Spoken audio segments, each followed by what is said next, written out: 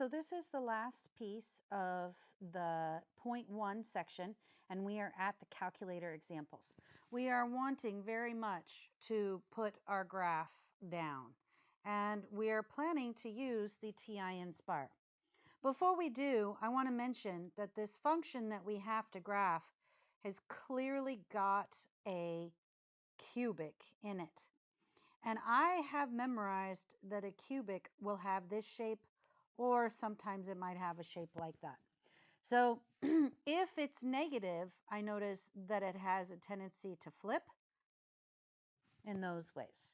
So when I go to my graph, I'm looking for it to be one of those 4 blue shapes.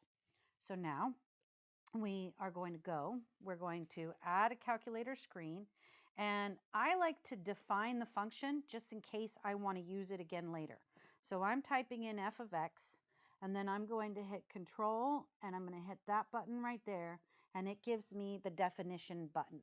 And then I can put in the rest of the equation. So 0.2 x is cubed, and then I'm going to do minus 2.2, and x is squared.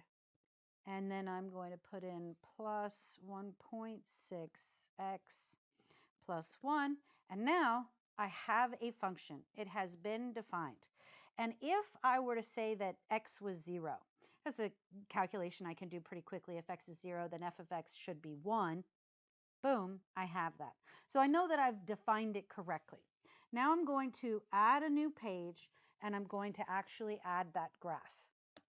And when I put in the graph, check this out, boom, I type in f of x, I hit enter, and there is my function.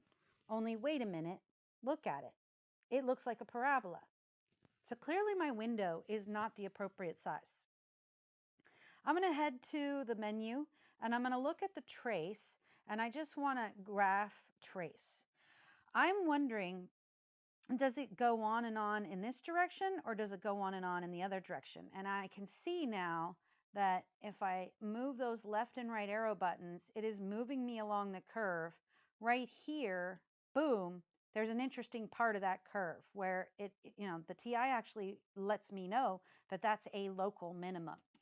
We're going to be talking about local minimums as we move forward. And right there, I believe, is a local maximum. So that means that when I look at my window, I want it definitely to go to 10 on the x-axis.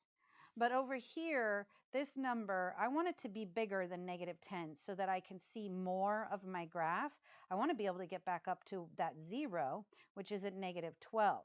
And I'd like to be able to see how low it goes on the y-axis as well.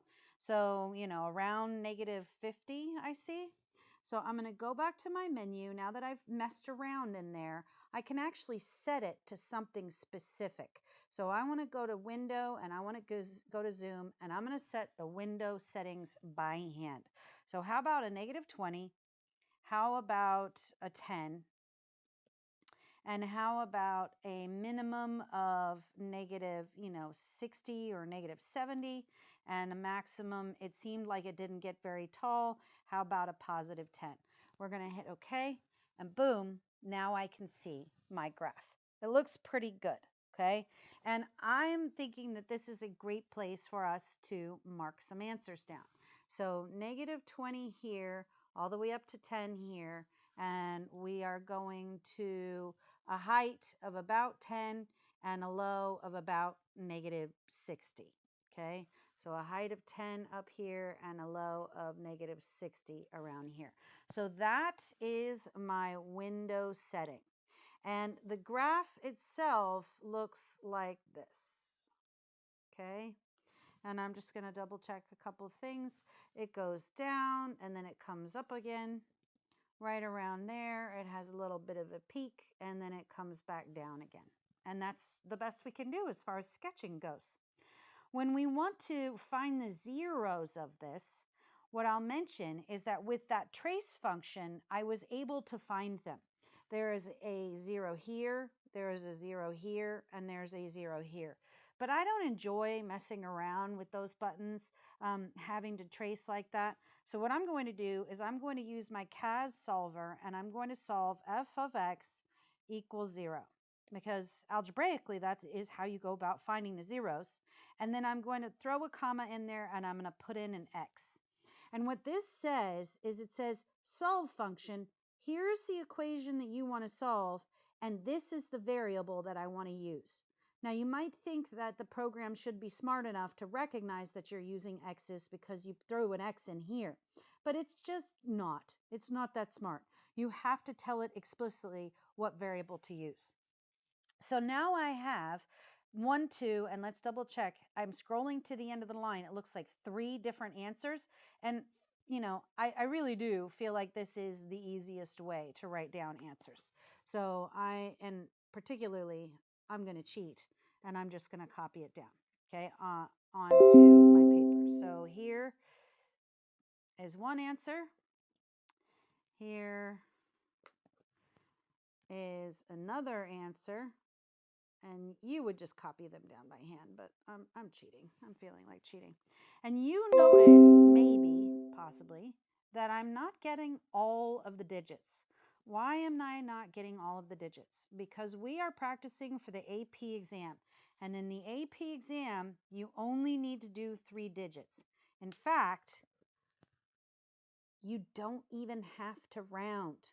So even though some of, what was this first number here? Look at that. It was 0.6498. I am not rounding up because you don't have to. That's the beauty of the AP exam, okay? So there are your zeros, and we got them using that cool solver function, which I just think is really easy and handy to use.